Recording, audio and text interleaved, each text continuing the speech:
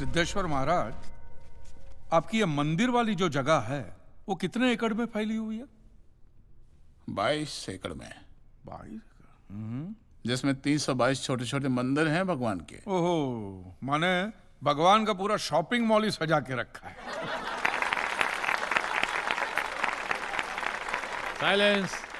और इन सारे मंदिरों में भगवान की सेवा के लिए 142 पुजारी हैं, समझा? आपके मंदिर के बाहर भिखारी कितने बैठते हो पता है आपको? क्या? भिखारी भिखारी अंदर की 320 मूर्तियां, 142 पुजारी पुजारी याद है आपको, लेकिन आप ही के मंदिर के बाहर बरसों से कितने भिखारी बैठते हो याद है आपको? मिलॉर्ड, इनके मंदिर के बाहर जो भिखारी बैठते हो उसमें किसी को भी मंदिर के अंदर एंट्री नहीं है। अब धूप हो बारिश हो बाहर सड़ते रहने का, अंदर पैर नहीं रखने का। ना मत कहना, ना मत कहना। ये आप ही के मंदिर के पुजारी ने मुझे बताया था। उसने तो मुझे ये भी बताया था महाराज कि कांजी भाई, ये केस अगर आपको जीतना है ना भैया, तो हर सोमवार को आइए। तो मैंने पूछा मिलॉर्ड कि मैं कहाँ हूं? तो कहते हैं शिव जी के मंदिर में आइए और 1 लोटा दूध चढ़ाइए, फिर देखिए। मैंने बोला ठीक है, ये भी करके देख लेते। तो मिलॉर्ड में पहुंच गया मंडे को दूध का लोटा लेकर। ये लंबी लाइन लगी हुई, सबके सब हाथ में लोटा पकड़ के खड़े हुए थे ऐसे। मैंने सोचा अंदर जरूर कोई दूध पीने वाला होगा, वरना ये सबके सब गधे थोड़ी है जो ऐसे लोटा पकड़ के लाइन में खड़े।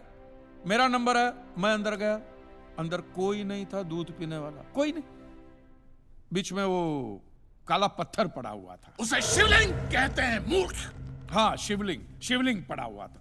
और वो पत्थर मिलो, वो पत्थर दूध था।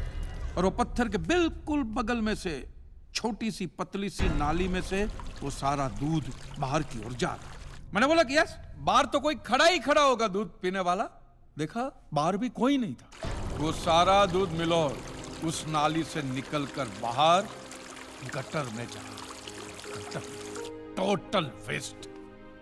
और वो गटर को लग के एक भिखारी खड़ा हुआ था। बेचारा 4-5 दिन का भूखा होगा महाराज, भूख के मारे वो कांप रहा था। उसको शायद ये दूध ही पीना था, लेकिन गटर में से कैसे? तो उस भिखारी को मैंने मेरा दूध का लोटा दे दिया। और दूध पीकर उसने मुझसे क्या कहा पता है? भगवान तेरा भला करे।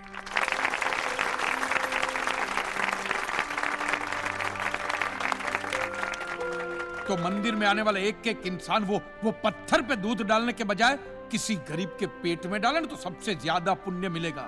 नहीं? और हाँ मौलवी साहब, किसी दरगाह पे फूलों की चादर ओढ़ाने के बजाय किसी नंगे फकीर के बदन पे कपड़ों की चादर ओढ़ाई जाए ना, तो अल्लाह को बहुत खुशी मिलेगी। और जीसस के सामने मोमबत्तियां जलाने से अच्छा है किसी गरीब की झोंपड़ी में जलाइए, तो उसके घर में कभी अंधेरा नहीं होगा। क्यों, तुम भी भगवान को नहीं मानते क्या? अरे मैं खुद भगवान हूँ। अच्छा, तो मैं अमिताभ बच्चन हूँ।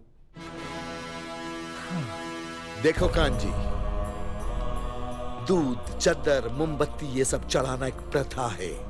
भगवान की पूजा अर्चना, इन सब का मूल्य तुम नहीं समझोगे क्योंकि तुम एक नास्तिक हो। जगत की मोह माया से तुम अभी तक मुक्त नहीं हुए। आप तो हो गए हो ना, आप तो बिल्कुल मोक्ष के दरवाजे पे खड़े हो।